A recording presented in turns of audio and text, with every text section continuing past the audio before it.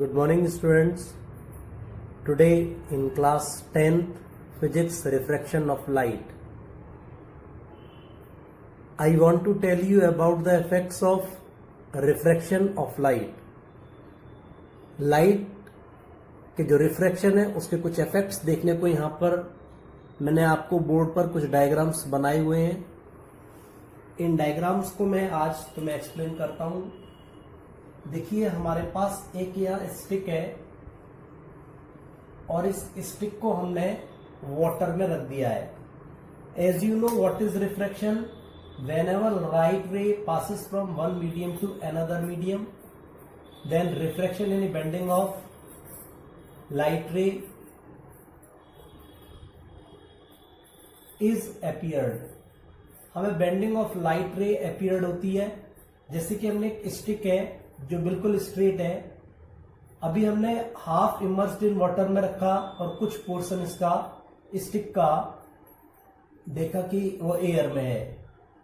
अब जब हमने इसको बाहर एयर से देखा तो ये ऑब्जेक्ट जो इसका नीचे का पोर्शन था स्टिक का वो हमें कुछ इस तरीके से दिखाई दिया. पहले तो स्ट्रेट लाइन में आया, लेकिन जैसे ही ये एयर में लाइट रेज आई इसकी तो वो कुछ बेंड करती हुई नजर आई, क्योंकि मैंने बताया था bending of light ray is called refraction, यानी रिफ्रैक्शन हुआ. कब हुआ? Whenever light ray passes from water to air. Air में आया, यहां आपको वाटर दिखाई दे रहा है और ये आपको एयर पोर्शन दिखाई दे रहा है. तो एयर से देखा तो ऐसा लगा कि ये लाइट रे कहीं बैक साइड से आ रही है. जहां भी ये कन्वर्स कर रही थी, जहां से ये आती अपीयर हो रही थी, वहीं पर ये जो स्टिक थी वो कुछ बेंड करती नजर आने लगी. तो यहाँ एक पहला इफेक्ट हमको माय डियर यहाँ मिल गया. क्या इफेक्ट मिल गया? कि स्टिक हेल्ड ऑब्लिकली, जब स्टिक को ऑब्लिकली हेल्ड किया and partially immersed into the water, it appears to be bend. ये कुछ बेंड करती हुई हमें अपीयर हुई. तो ये बेंट जो करती हुई नजर आई, इसका क्या रीजन था? Due to the refraction of light the stick appears to be bent. इसका मेन यही आंसर निकलेगा. अभी हम कभी कभी पूछ लेते हैं why the stick immersed in water appears to be bent, तो इसका आंसर यही लिखना है, due to the refraction of light. Next दूसरा पॉइंट यहां पर मेरे को मिल रहा है कि अगर हमने कोई कॉइन को, किसी सिक्के को वाटर में रख दिया और अगर हमने कहीं उसे दूर से दिखा तो वो वाटर का जो इमेज हमें दिखाई देगा, सॉरी जो कॉइन है, कॉइन का जो इमेज हमें दिखाई देगा वो हमें कुछ ऊपर की तरफ दिखाई देगा. कैसे दिखाई देगा?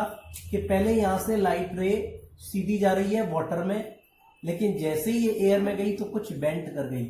आप लोगों को याद होगा कि जब डेंसर से नॉर्मल डेंसर से रेयर में जाता है तो ये नॉर्मल से कुछ गेट्स अवे हो जाती है, यानी बेंड्स अवे हो जाती है. जब ये थोड़ा बेंड्स अवे हो गई और appear to be coming from upper portion, so the object placed under water, या फिर कह सकते हैं the coin placed under water. जब अंडर वाटर रख दिया तो क्या हुआ? Appears to be raised. appears to be raised, वो थोड़ा सा ऊपर उठा हुआ दिखाई दिया हमें. रेज कह सकते हैं या हाँ, बात समझ में क्लियर हो गई होगी. वो क्यों हुआ उसका भी एक मेन यही रीजन है, due to the refraction of light. Refraction of light के कारण ही ऐसा हुआ.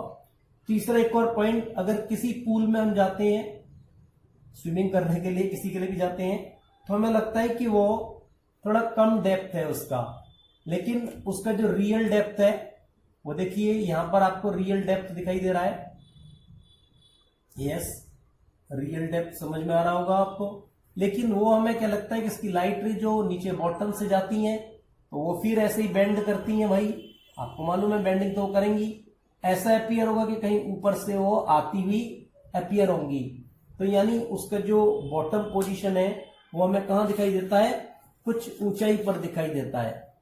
ठीक है, यानी ये हमारे पास जो मेन जो डेप्थ हमें दिखाई देती है कौन सी डेप्थ हो गई है? जो हमें एपियर्ड डेप्थ है, इसको बोल सकते हैं हम लोग एपियर्ड, APPEARED, एपियर्ड डेप्थ कह सकते हैं उसको।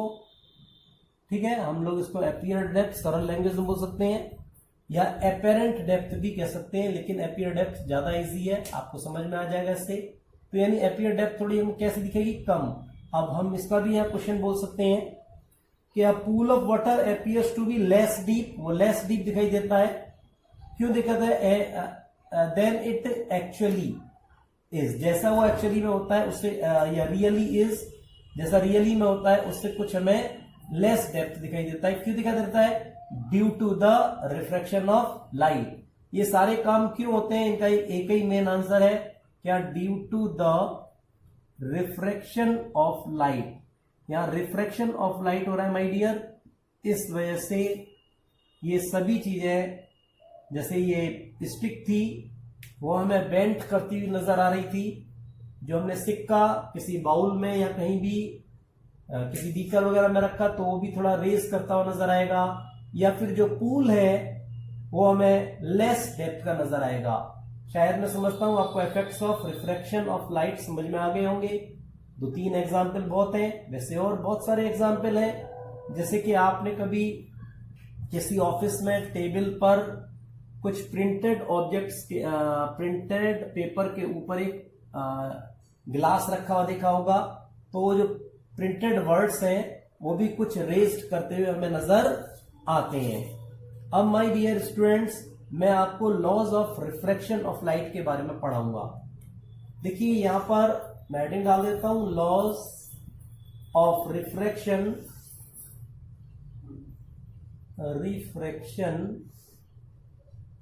Of light. जैसे रिफ्लेक्शन के लॉज के बारे में पढ़ाया था, तो वहां पर इंसिडेंट रे आती थी और फिर एक लाइट रे रिफ्लेक्ट कर जाती थी। तो यहां भी एक हम पहले डायग्राम तैयार कर लेते हैं, क्योंकि डायग्राम से क्या होता है कि पॉइंट अच्छी तरह क्लियर हो जाता है। ये मैंने एक ग्लास स्लैब बना लिया, ये थोड़ा सा कर्व दिख रहा था। अच्छा, लाइट रे यहां से आई, जैसे ये आई इंसिडेंट रे। अब इंसिडेंट रे जहां भी आई वहीं पर नॉर्मल होता है भाई, और वही पॉइंट ऑफ इंसिडेंस होता है, इसे नॉर्मल बोल देते हैं हम लोग।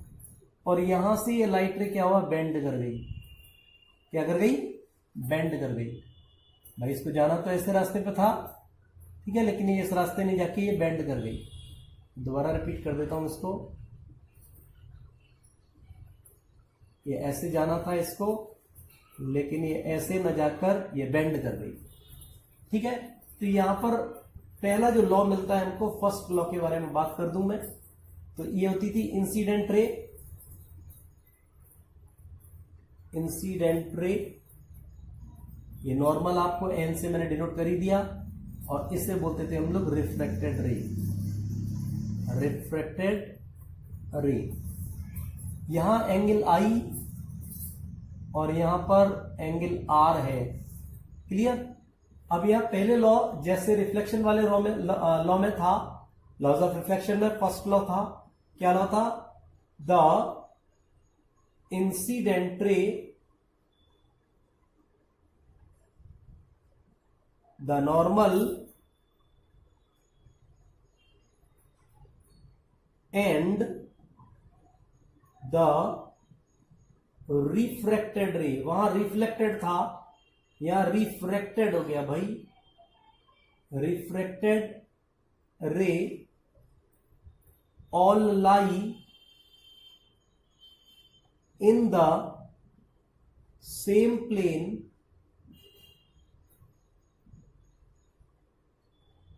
Eight the point of incidence. वहां पर रिफ्लेक्टेड रे था, यहां रिफ्रैक्टेड रे, बस इतना वर्ड चेंज हुआ है। पहला law same law of reflection के अकॉर्डिंग ही है, बिल्कुल उसी का जैसा है। तो यहां पर हो गया the incident ray, the normal and the reflected ray all lie in the same plane at the point of incidence. या फिर हम ऐसे भी बोल सकते हैं incident ray, normal and reflected ray at the point of incident all lie in the same plane. कैसे भी बोल दो, थोड़ा ये लाइन को थोड़ा चेंज कर दिया मैंने। पॉइंट क्लियर हो गया। नेक्स्ट दूसरा लॉ, वहां पर जो दूसरा लॉ था वहां क्या था कि angle i equals to angle r था, लेकिन यहां ऐसा नहीं है, यहां पर ये गलत हो जाता है। यहां क्या होता है, एंगल आई कभी भी बराबर नहीं होगा एंगल आर के। क्यों नहीं होगा भाई? क्योंकि यहां पर लाइट रे क्या करती है, बेंड करती है, एग्जैक्ट रास्ते नहीं जाती है। और आप लोगों ने मैथमेटिक्स में पढ़ रखा है वर्टिकली अपोजिट एंगल्स बराबर होते हैं। जब लाइट रे कोई भी रेज जो लाइंस हैं वो स्ट्रेट होंगी तभी तो वर्टिकली अपोजिट बराबर होंगे। अब ये लाइन स्ट्रेट तो है नहीं, ये तो बेंड कर गई। जब ये बेंड कर गई तो ये एंगल बराबर हो ही नहीं सकते। तो angle i never equals to angle r. तो यहां दूसरा एक एंगल लॉ तैयार होता है। क्या लॉ तैयार होता है कि द रेशियो, अब की बार क्या बात करनी है, द रेशियो में थोड़ा इजी अलग अलग एंगल से लिखता हूं। यहां लिख देता हूं, आप लोगों ने ट्रिग्नोमेट्री में साइन कॉस की वैल्यूज पढ़ रखी होंगी। यहां मैं उसी के बेस पर बात करूंगा। यहां पे आ गया sine of angle of incidence, sine of angle of incidence to the sine of angle of refraction. यानी दो बातें आपने लिखी, रिफ्रैक्शन यानी sine of angle of incidence to the sine of angle of refraction. आगे लिख दो द रेशियो ऑफ, आगे लगा दो इसमें द रेशियो ऑफ, आगे लगा दो। अब ये जो इनका रेशियो निकाला भाई, इज कांस्टेंट, ये कांस्टेंट रहता है, is constant for a given pair of media, given pair of media. यहां मेन बात है कि एयर से लाइट रे ग्लास स्लैब में गई, कोई जरूरी नहीं है एयर से ही ग्लास में आए हमेशा। ऐसा भी सकता है एयर से वाटर में जाए, ऐसा भी सकता है कि ग्लास से वाटर में जाए, वाटर से ग्लास में जाए, यानी कोई भी ऑप्टिकल सब्सटेंस हो सकता है, वहां से लाइट पास हो सकती है। तो रेशियो जो निकालना है, जहां से भी वो लाइट रे जा रही है और जिसमें पहुंच रही है, जहां से जा रही है वहां इंसिडेंस एंगल बनेगा भाई ऊपर, और जिस मीडियम में जा रही है वहां रिफ्रैक्शन एंगल बनेगा, एंगल ऑफ रिफ्रैक्शन बनेगा। तो sine of angle of incidence to the sine of angle of refraction का जो रेशियो है इज कांस्टेंट, वो हमेशा कांस्टेंट रहेगा। कब कांस्टेंट रहेगा? For given pair of media, यानी जिस मीडिया के बारे में वो बात कर रहा है। ये laws of refraction of light का सेकंड लॉ हुआ, और इसी को माय डियर हम लोग बोलते हैं स्नेल्स लॉ। क्या बोलते हैं? स्नेल नाम के एक साइंटिस्ट, एक अंकल थे, तो उन्होंने इसको लॉ को बनाया था, तो उनके नाम पर इसका नाम पड़ गया स्नेल्स लॉ। मैं आपको बता दूं वेरी इंपॉर्टेंट है ये, वेरी इंपॉर्टेंट, बोर्ड एग्जाम में भी कई बार पूछा गया है, इंपॉर्टेंट पॉइंट है। स्नेल्स लॉ को आप लोग याद कर लीजिएगा। जैसे इलेक्ट्रिसिटी में चैप्टर में हमने जूल्स लॉ पढ़ाया था, यहां पर हमने आपको स्नेल्स लॉ पढ़ा दिया। तो ये लॉज बड़े इंपॉर्टेंट होते हैं, ये अक्सर एग्जाम में पूछे जाते हैं। ये दो लॉज आपको बता दिए गए, और भी आगे लॉज आएंगे तो उन्हें भी आपको बताएंगे। शायद मैं समझता हूं ये लॉ आपको क्लियर हो गए होंगे। अच्छा, ये जब हम इसका रेशियो निकालेंगे तो इससे बनेगा क्या? इसी से यहां पर एक नया पॉइंट मिलता है माय डियर हमको, रिफ्रैक्टिव इंडेक्स। क्या मिलता है? Refractive index. ये रिफ्रैक्टिव इंडेक्स क्या बवाल है भाई, एक नया पॉइंट आ गया। हाँ, ये स्नेल नाम के साइंटिस्ट ने हमको दिया था ये नया पॉइंट। क्या दिया था? कि the value of sine I upon sine R, भाई साइन आई अपॉन साइन आर निकला हमसे, ये साइन आर, ये जो वैल्यू निकली हमारे पास of light ray, sine I upon sine R निकला, इज कांस्टेंट, इज कांस्टेंट, ये कांस्टेंट रहता है भाई, ठीक है, for a ray of light passing, for a ray of light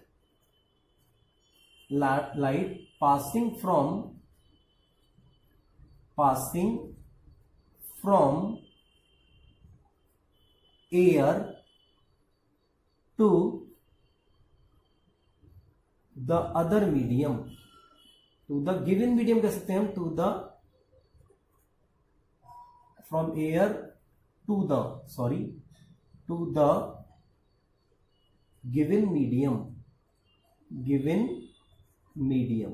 यानी किसी मीडियम में होकर के जो भी वैल्यू निकलती है साइन आई अपॉन आर की, उसको हम लोग बोलते हैं रिफ्रैक्टिव इंडेक्स। ये कैसे रिप्रेजेंट किया जाता है भाई? रिप्रेजेंटेड बाई एन, ये एन से रिप्रेजेंट किया जाता है।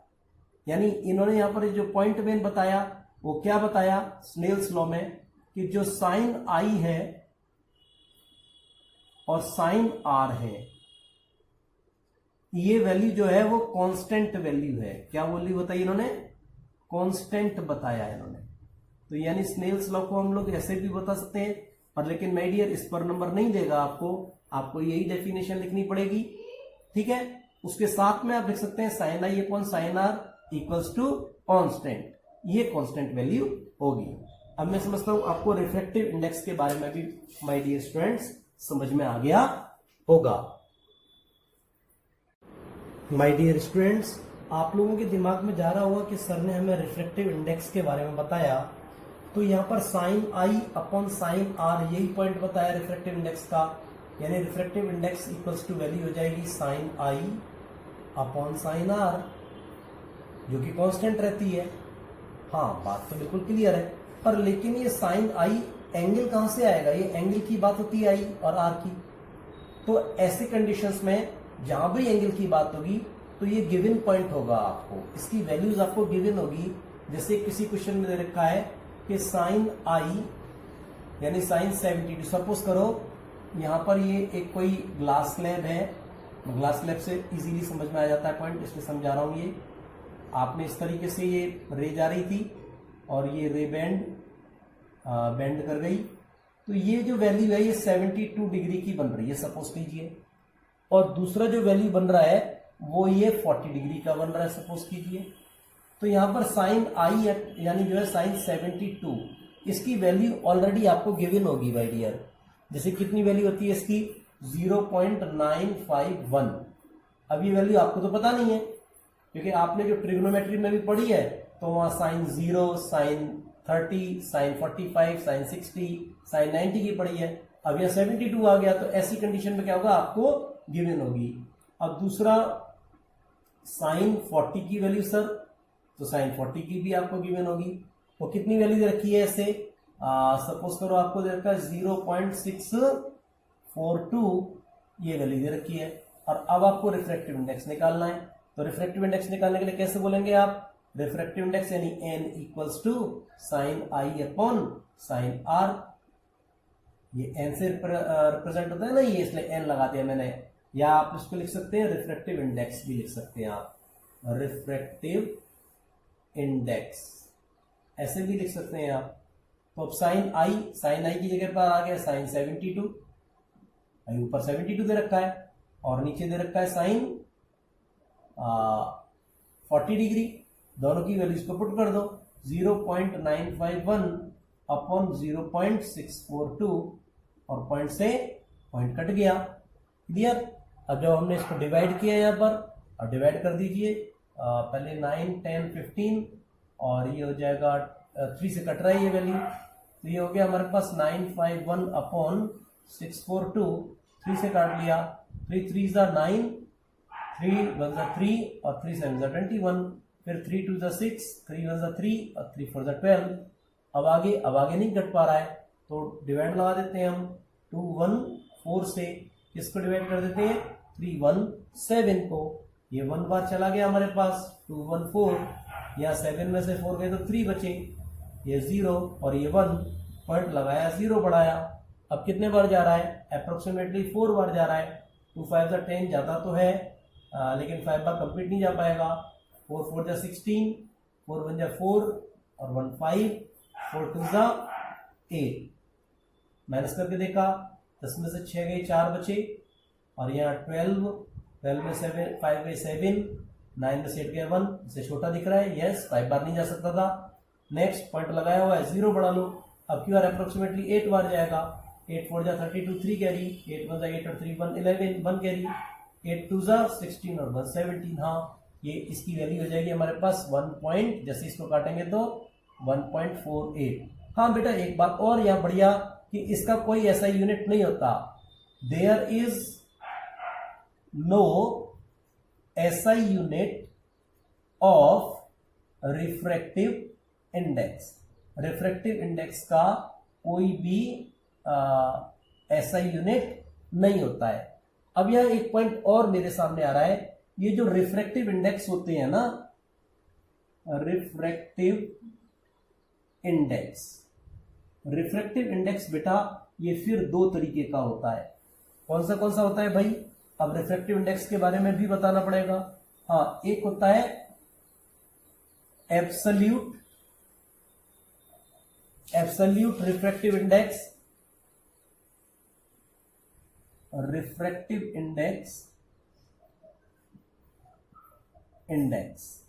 और दूसरा होता है हमारे पास रिलेटिव रिफ्रैक्टिव इंडेक्स,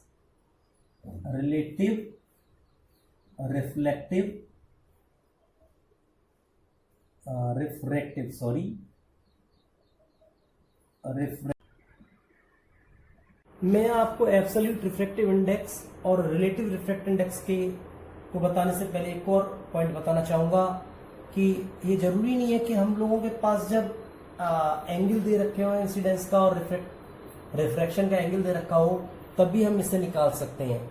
ऐसा नहीं है, हम स्पीड से भी निकाल सकते हैं। तो रिफ्रैक्टिव इंडेक्स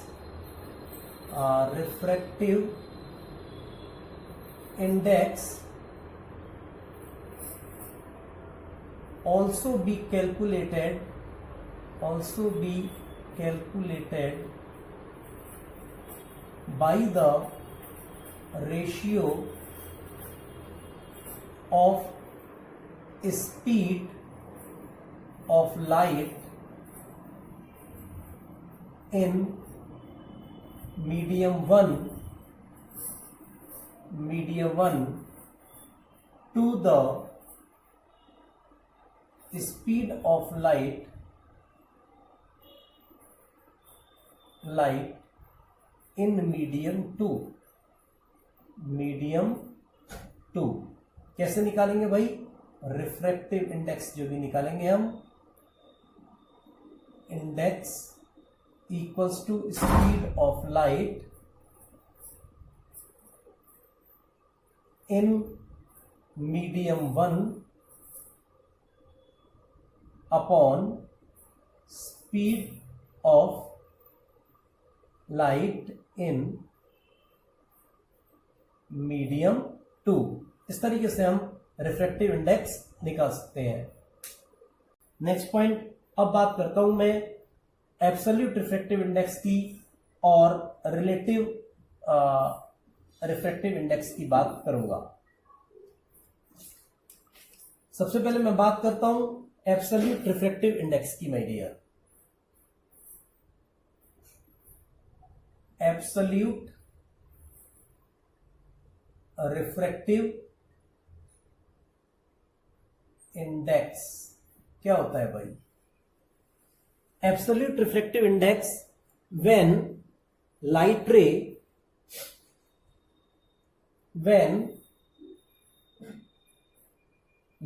रे या लाइट बोल दो खाली, light is going from vacuum or air to the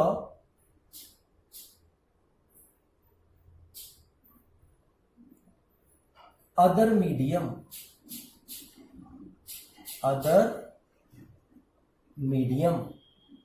then value of refractive index is called absolute refractive index.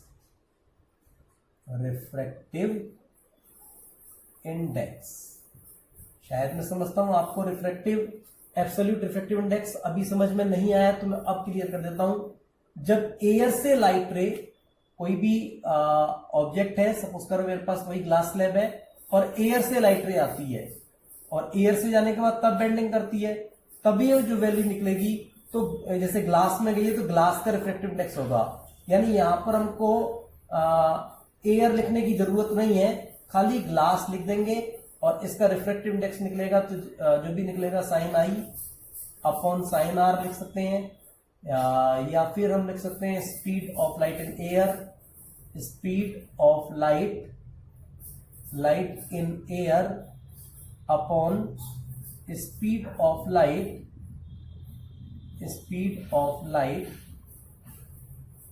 In glass.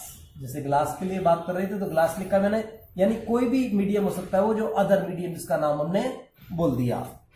अच्छा, एक बात समझ नहीं आई कि यहां पर हमने वैक्यूम और एयर दोनों क्यों लिखा, इसका मेन कारण बता देता हूं मैं। स्पीड ऑफ लाइट जो होती है माय डियर, इन वैक्यूम में दोनों की लिख देता हूं, speed of light in vacuum और speed of light in air. यहां इसकी जो स्पीड होती है 2.9979 into 10⁸ metre per second. Rounding करेंगे तो 3 हो जाएगा। यहां भी अगर लिखेंगे 2.9970 इंटू 10⁸ मीटर पर सेकेंड, यहां भी राउंडिंग करेंगे तो 3 हो जाएगा। लेकिन क्या एयर का भी रिफ्रैक्टिव इंडेक्स निकलता है? यस, व्हाई नॉट, निकलता है इसका भी। लेकिन कितना अंतर है?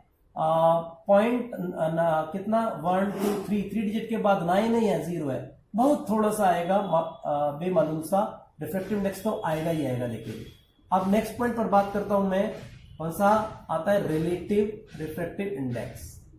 Relative refractive index.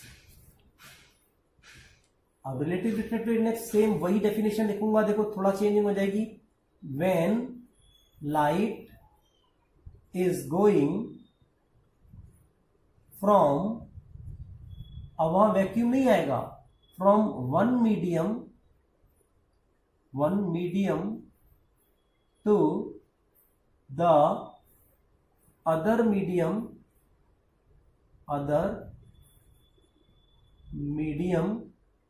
then value of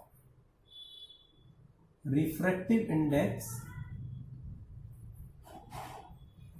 index is called relative refractive index. Relative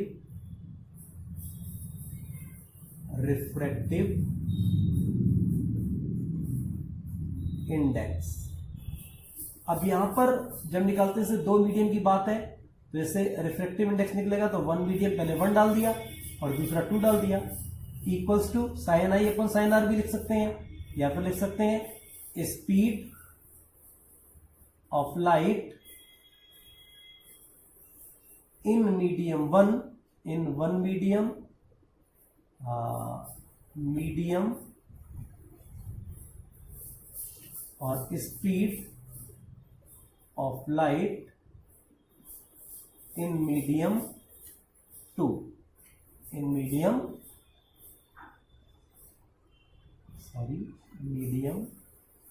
2। शायद मैं समझता हूं आपको रिलेटिव रिफ्रैक्टिव इंडेक्स जब भी निकालना है, ये समझ में आ गया होगा कि यहां पर 2 मीडियम दिए होते हैं और उन दोनों का रिलेटिव रिफ्रैक्टिव इंडेक्स निकालना होता है। तो दोनों मीडियम्स का नोट करना पड़ता है, नहीं 1 मीडियम है 2 मीडियम है, या फिर ये कोई और भी हो सकता है, ऐसे भी हो सकता है, जैसे मैं यहां लिख देता हूं, और भी हो सकता है जैसे रिफ्रैक्टिव इंडेक्स A2 नहीं लिखते हैं, मैं W वाटर टू ग्लास निकाल लिया, या फिर ग्लास टू वाटर निकाल लिया, ऐसे किसी का भी रिफ्रैक्टिव इंडेक्स निकाल सकते हैं, तो रिलेटिव रिफ्रैक्टिव इंडेक्स निकाला जाता है वहां पर। लेकिन जब एयर के साथ निकाला जाता है या वैक्यूम के साथ निकाला जाता है तो उसे बोलते हैं हम absolute refractive index of that medium. उस मीडियम का रिफ्रैक्टिव इंडेक्स निकाला जाता है जो एयर के साथ निकाला जाता है, जिस भी मीडियम के साथ, चाहे ग्लास का निकाल रहे हैं, चाहे वाटर का निकाल रहे हैं, या फिर बहुत सारे ऐसे ऑप्टिकल मीडियम है। फॉर एग्जाम्पल टर्पेंटाइन है, टर्पेंटाइन आप जानते होंगे एक प्रकार का ऑयल होता है, हम लोग इसको हिंदी में तारपीन का तेल बोलते हैं। That's clear. तो इट्स ओके, नेक्स्ट में वीडियो में मिलता हूं आपको इसके न्यूमेरिकल्स के साथ। जब तक के लिए बाय बाय। मैं आपसे एक और बात कहूंगा कि आप लोग इस वीडियो को थोड़ा अच्छी तरीके से देख लीजिए, क्योंकि इसके बाद जब मैं न्यूमेरिकल्स आपको समझाऊंगा तो तभी आपको अच्छी तरीके से क्लियर होंगे, जब आप इस वीडियो को अच्छी तरीके से समझ लेंगे। Okay, bye bye.